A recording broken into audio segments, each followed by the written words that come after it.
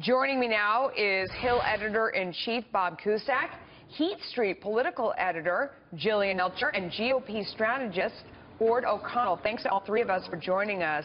Jillian, I'll start with you. So what did you make of the meeting today, and do you think that they made as much progress as it seemed? Sure. I think the ceasefire in and of itself is not necessarily an accomplishment, because we have to look at what Putin has done in the past. We've had ceasefires in February 2016, one in September 2016. Sure. In both of those incidents, Russia broke the ceasefire. But I was encouraged to see Trump's statements this week to Central European leaders saying the United States has energy. Come to us if you want it.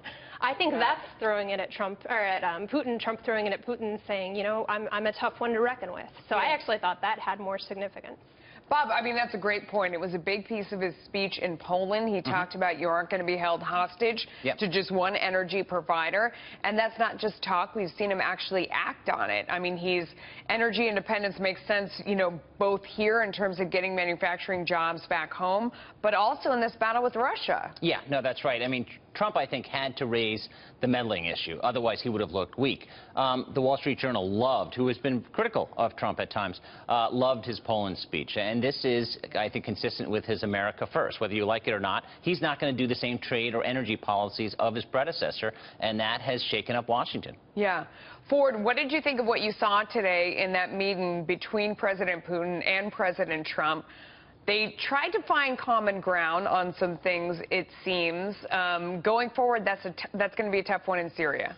Well, let's be honest, Russia's never going to be part of the Brotherhood of Nations. But if you're going to get some concrete foreign policy outcomes, you're going to have these two folks spend a lot of time together. And the fact that they were able to get a ceasefire in southwest Syria is a good thing. Look, with respect to Syria, we know where the real problem is going to come, and that's once ISIS is driven out, and how we can divide that country up, and whether or not the Assad family is going to be the ones in power. Look, I think this is a good start. We know that Putin's a bad guy. Trump's got to do what he's got to do, only because the last two administrations have failed so badly with Russia. So good start. We'll see where it goes. Yeah. Jillian, I mean, when you look at the situation in Syria, the more you peel the onion, the bigger problem it becomes. Maybe we're on the same side with Russia in terms of ISIS, but then even as soon as ISIS is gone, I mean, they're only using Assad to be in the area. They want the oil.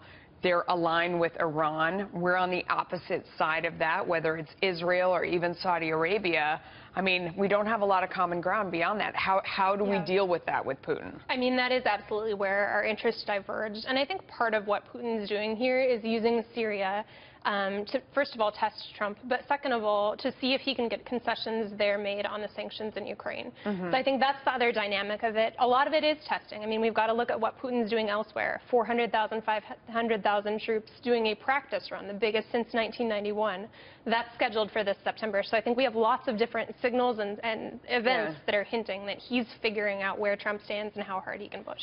So, Bob, then what is the best case scenario? I mean, what would be a Trump victory? Is it keeping Russia in check? Is it pushing them back, you know, off Ukraine? Like, what is a win? I think a lot of a win is got to exhibit strength, and that's what these foreign policy maneuvers are. I mean, this meeting was supposed to be an hour or so, ended up being well over 2 hours. So, you know, Trump, whether he likes Putin or not, debatable. Does he respect Putin? Yes. But he does have to keep him in check, and that's something that Obama didn't. And also, remember, in that speech yesterday, he mentioned Ukraine. So that was a direct shot at Russia. To Bob's point, you have to understand how Putin sees himself. He literally sees himself as Peter the Great, and his sole job is to reassemble the old Soviet empire. For sure. And obviously, look, when you have oil and you have military weapons, this is what Putin's going to try to do, is push out. So I do think you have to operate from a position of strength and try to keep him in check, because you have to understand something about Putin. He always wants more, and that's what Trump has to be aware of. Yeah, absolutely.